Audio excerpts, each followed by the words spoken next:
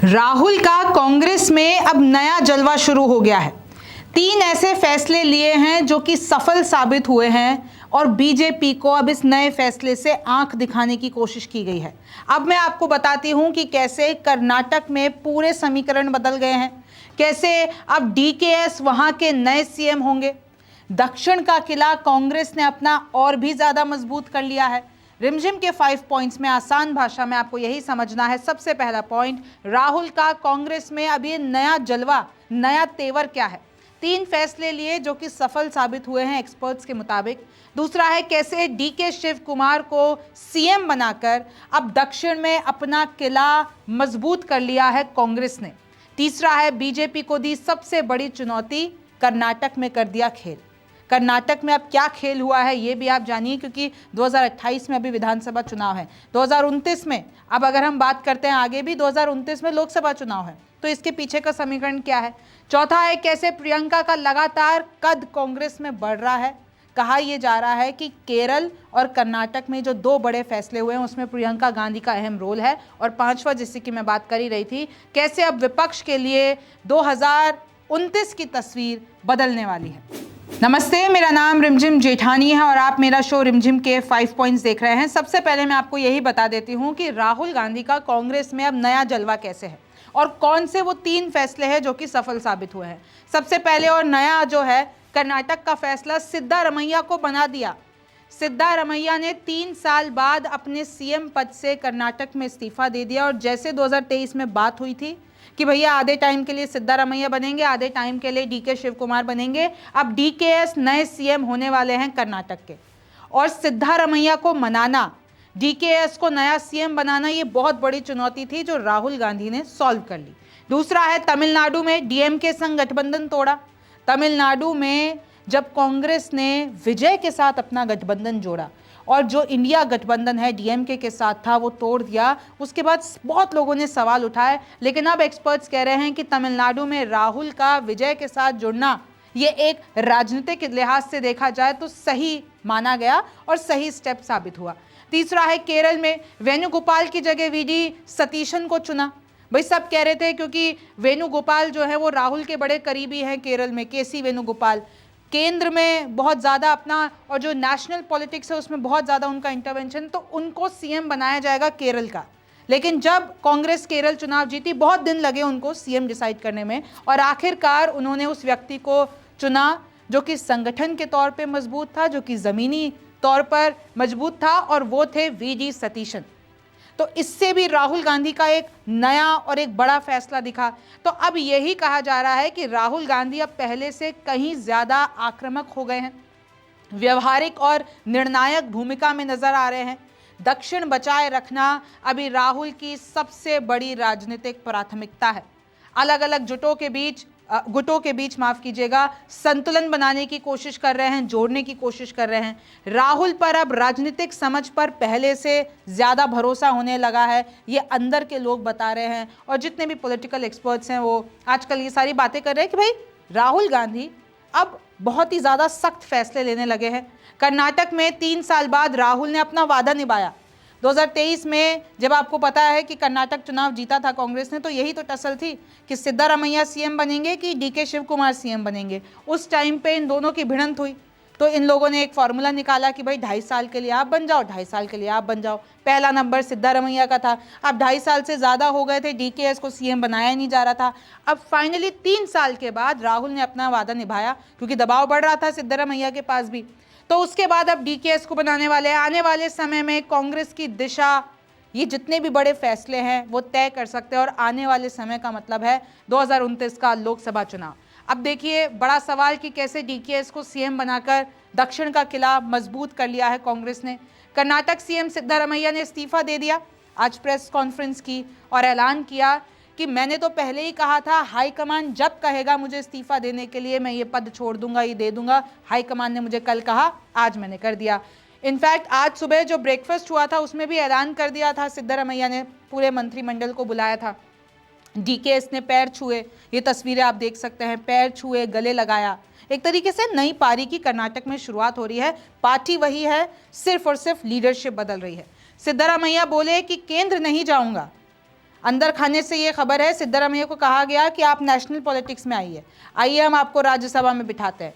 लेकिन सिद्धारमैया ने कहा कि ऐसी बात है, केंद्र की राजनीति में नहीं आऊँगा, राज्यसभा का ऑफर नहीं एक्सेप्ट करूँगा, मैं तो यहीं रह के काम करूँगा। और देखिए, एक पिछड़ा वर्ग से आते हैं क्योंकि सिद्धारमैया, तो वैसे भी पिछड़े वर्ग के लिए बहुत बड़े चेहरे हैं।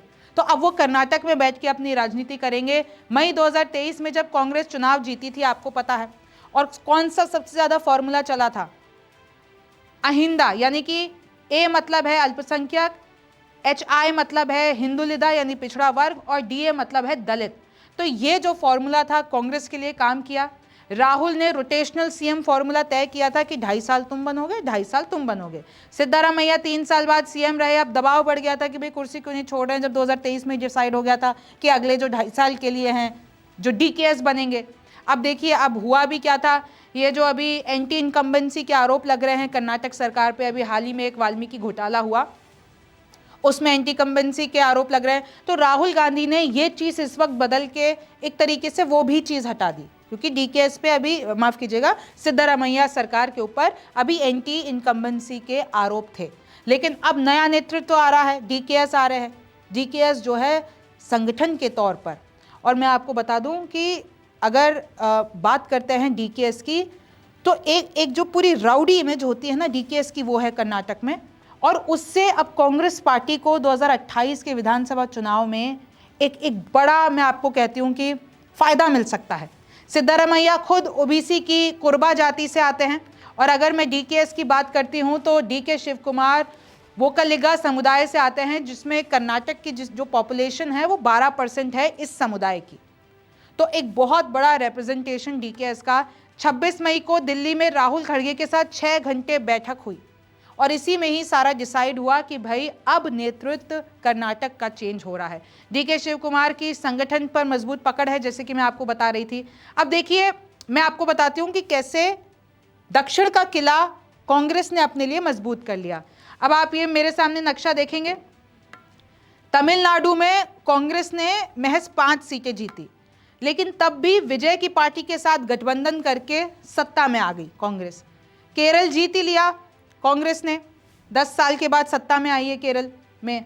फिर देखिए, आंध्र प्रदेश, चलिए छोड़ दीजिए, वो नायडू का है, यानी कि जो कि NDA गठबंधन का हिस्सा है। कर्नाटक में अभी ऑब्वियसली कांग्रेस की सरकार है, अब इन्होंने DKS को CM बना रहे हैं लोग। फिर अगर आप देखते हैं कि ये जो 4 मेन है, अगर आप इसमें ये देखेंगे, तेलंगाना में कौन है? कांग्रेस की सरकार है, और वहाँ पे जो रेवंत रेड्डी हैं वो वहाँ पर एक हीरो वाली इमेज रखते हैं, और वहाँ पर उनकी बहुत मजबूत पकड़ है। अब देखिए, BJP को सबसे बड़ी चुनौती कैसे दी है कांग्रेस ने, राहुल गांधी ने। कर्नाटक दक्षिण भारत में BJP का सबसे बड़ा राजनीतिक गढ़ है, और BJP का कर्नाटक में जो असली उदय हुआ था, कब हुआ था? 1990s में। फिर उसके बाद क्या हुआ, एक वो जो लिंगायत कम्युनिटी है उसका वोट बैंक हमेशा से BJP के साथ रहा। 2004 लोकसभा में BJP ने 28 में से 18 सीटें जीती। ये साउथ इंडिया में पार्टी की पहली बड़ी सफलता थी। फिर 2006 में BJP और JDS ने मिलकर सरकार बनाई, लेकिन कुछ कारणों की वजह से 2007 में वो सरकार गिर गई। 2008, 2019, 2021 में सत्ता फिर आई, और आपको पता है कि कैसे वहाँ पे हॉर्स ट्रेडिंग भी हुई, कैसे रातों रात चीज़ें बदली, कैसे खरीद फरोख्त हुई, सब कुछ हुआ। 2019 और 2021 में आपको रिजॉर्ट पॉलिटिक्स देखने को मिली, इधर से उधर जो नेता गए वो सब आपको देखने को मिला। फिर कांग्रेस ने 2023 में कर्नाटक की सत्ता BJP से छीन ली, NDA से छीन ली, और अभी तक वो काबिज है। अब अगले चुनाव कब हैं? 2028 में। DKS को CM बनाकर राहुल ने कर्नाटक में कांग्रेस को मजबूत कर दिया है, ऐसा पॉलिटिकल एक्सपर्ट कह रहे हैं। अब आने वाले 2028 के विधानसभा चुनाव में कांग्रेस के पास एटलीस्ट ये कमी नहीं होगी, ये कोई नहीं कह पाएगा कि हाई कमान अपने नेताओं के बीच में जो रंजिशें हैं वो सॉल्व नहीं कर पा रहा है। एक हमेशा से राजस्थान वाली रंजिश का नाम लिया जाता है कि अशोक गहलोत और सचिन पायलट में आप अभी तक एक तरीके से ठीक नहीं कर पाए चीज़ों को, दोनों गुट बटे हुए हैं, दोनों का अलग चलता है। कर्नाटक के लिए भी ये बोला जाता था सिद्धारमैया गुट अलग बटा हुआ है, आपका DKS गुट अलग बटा हुआ है। लेकिन ये स्टेप लेकर एक तरीके से ये जो गुटबाजी थी, अब देखिए अंदर इनके जो समर्थक है वो अभी आगे क्या करेंगे, नाराज़ होते हैं नहीं होते हैं वो बात की बात है, लेकिन ऊपरी तौर से इन लोगों ने एक डिसीजन ले लिया। और कहीं ना कहीं BJP भी यही आरोप लगाती थी कांग्रेस के ऊपर कि आप डिसीजन नहीं ले पाते हैं। आप कर नहीं पाते हैं, लेकिन आप करके दिखा दिया है। डीकेएस सीएम बनने के बाद कांग्रेस में इंटरनल फाइटिंग का खतरा, जैसे कि मैं आपको बता रही थी, जरूरी नहीं है कि सिद्धारमैया के गुट वाले खुश हों कि डीकेएस को बना दिया गया है सीएम। अब हो सकता है कि इनके बीच में जो ये सिद्धारमैया कैंप है वो नाराज हो जाए और बीजेपी इसी बात का फायदा उठाएगी, और ये पक्का है, चाहे वो 2028 का विधानसभा चुनाव हो और जो 2029 का लोकसभा चुनाव हो। लेकिन क्योंकि 2028 और 2029 का ये जो विधानसभा और लोकसभा चुनाव में बहुत करीब है, तो कर्नाटक में जो पार्टी जीतेगी उसे नेशनल मोमेंटम मिलेगा। जो भी वहां पर जीतती है विधानसभा, तो माना जाएगा कि वो एक सेमीफिनाले और फिनाले जो है 2029 का, उसमें भी आपको दिख सकता है। अब प्रियंका का कद कैसे बढ़ा है, देखिए खबरें छपी कि कैसे केरल में जो सतीशन चुने गए वो प्रियंका गांधी के कारण चुने गए। ये प्रियंका गांधी के करीबी थे, सोनिया गांधी के करीबी थे वीडी सतीशन, लेकिन केसी वेणुगोपाल राहुल गांधी के करीबी थे। हालांकि इन लोगों ने सबने मिलकर फैसला लिया, लेकिन इधर केरल में प्रियंका गांधी की एक अहम भूमिका रही। अभी कर्नाटक वाले में भी यही कहा जा रहा है कि राहुल गांधी तो डीके शिव कुमार की बात ही नहीं सुन रहे थे, 2.5 साल से ऊपर हो गया था, उनको सीएम नहीं बनाया जा रहा था। फिर डीके शिव कुमार गए प्रियंका की मदद लेने, प्रियंका ने फिर मदद की, सोनिया गांधी, राहुल गांधी, फिर इन तीनों ने, हाईकमान ने, फिर पूरी बैठक हुई, सब कुछ, और उसके बाद डीकेएस को ये भूमिका दी गई। तो अब आप देख लीजिए प्रियंका गांधी का भी कैसे कद धीरे धीरे बढ़ रहा है। अब अगर हम 2029 की लोकसभा चुनाव की बात करते हैं तो हमें 2024 की इमेज देख लेनी चाहिए कि 2024 की तस्वीर क्या थी। कर्नाटक की बात करते हैं तो देखिए कुल सीटें हैं 28। 2024 में बीजेपी ने 17 जीती थी, कांग्रेस ने 9 और जेडीएस ने 2, यानी एनडीए के पास 19 और इंडिया गठबंधन के पास 9। और अगर अब ऐसा होता है कि कर्नाटक में या कर्नाटक के जो विधानसभा चुनाव होंगे डीकेएस के नेतृत्व में अगर कांग्रेस बेहतर प्रदर्शन करती है तो ये आंकड़ा बदल सकता है, कांग्रेस को ज़्यादा सीटें मिल सकती हैं। फिर आप आगे आई है तेलंगाना में क्या हुआ था, 17 कुल सीटें, कांग्रेस ने 8 जीती थी, बीजेपी ने 8 जीती थी, एआईएम के पास 1 आई थी और बीआरएस पूरी तरीके से खत्म हो गई थी, आप जानते हैं। तो इन लोगों का टाई रहा कांग्रेस और बीजेपी का। अब क्योंकि तेलंगाना में बहुत वक्त से अभी कांग्रेस सरकार है और कांग्रेस जो है, जो रेवंत रेड्डी हैं, वो एक बहुत राउडी इमेज रखते हैं डीकेएस की तरह, तो अब इस इमेज में कैसे बदलाव आएगा, क्योंकि यहाँ पर भी कांग्रेस मजबूत तो है। तमिलनाडु की बात कर लीजिए, अगर हम बात करते हैं 2024 की, इंडिया गठबंधन ही सारी की सारी 39 सीट्स ले गई थी। बीजेपी और एआईएडीएम के हाथ में कुछ नहीं आया था और सबसे ज़्यादा सीटें ले गई थी डीएमके, 22 सीटें। लेकिन अब क्योंकि तमिलनाडु में समीकरण बदल गए हैं, टीवीके की एंट्री हो गई है, डीएमके कहीं की नहीं रही है, एआईएडीएम के तो चलो इधर वैसे भी कहीं नहीं थी, कांग्रेस ने 9 सीटें जीती थी, क्योंकि अब टीवीके की एंट्री होगी और ये सीपीआईएम, वीसीके, ये सब साथ हैं टीवीके के। तो अब ऐसा हो सकता है कि इस पूरी इमेज में आपको टीवीके एक भारी भरकम रोल में दिखे और उनके साथ खड़े रहे राहुल गांधी यानी कि कांग्रेस। तो यहाँ पर आपको ये नक्शा बदलता हुआ दिखेगा। केरल में देख लीजिए, कांग्रेस की जो यूडीएफ है 18 सीटें जीती, बीजेपी 1, सीपीआई, तो केरल में आप जानते ही हैं वैसे भी कांग्रेस जो है बहुत ज़्यादा एक तरीके से कह सकते हैं मजबूत है, और क्योंकि अब इन्होंने 10 साल के बाद सत्ता में आ गए तो केरल में आप इमेज देख लीजिए, पहले भी मजबूत थी और अभी भी रहने की गुंजाइश है। आंध्र प्रदेश में देखिए टीडीपी जो कि नायडू की पार्टी है 16 सीटें लाई, बीजेपी 3 सीटें, जनसेना 2 और वाईएसआरपी 4।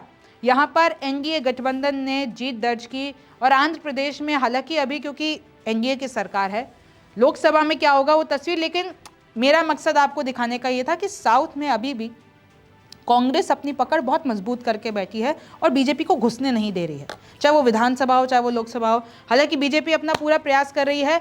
अब राहुल गांधी कैसे अपने इस दक्षिण किले को बचा के रखते हैं, क्योंकि देखिए मोस्टली जो आपका नॉर्थ है, वेस्ट बंगाल के बाद अब जो आपका ये पूरा ईस्टर्न साइड है, जो पूरा वेस्टर्न साइड है, वो बीजेपी के पास है।